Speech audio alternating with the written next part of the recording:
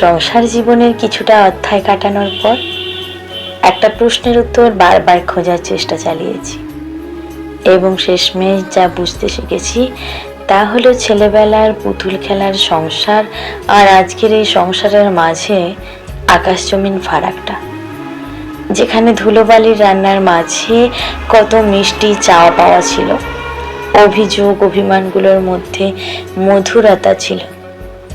ছেলেবেলার সেই বধূ সাজার স্বপ্ন সফল হলেও সেই অগোছালো হাতের অগোছালো সংসারের স্বাদ আজকের আপ্রাণ চেষ্টা চালানো গোছানো সংসারে আর পাই না।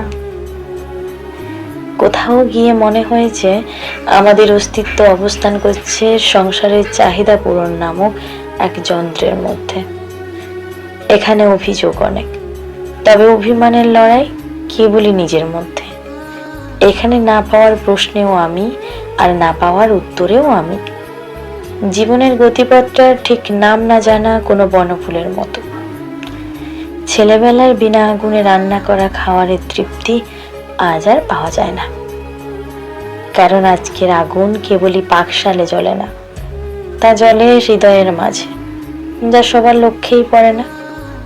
অথচ দিনের পর দিন ওই লেলিহান শিখায় দগ্ধ হতে হয় ছেলেবেলার সেই ছোট্ট গৃহিণীকে।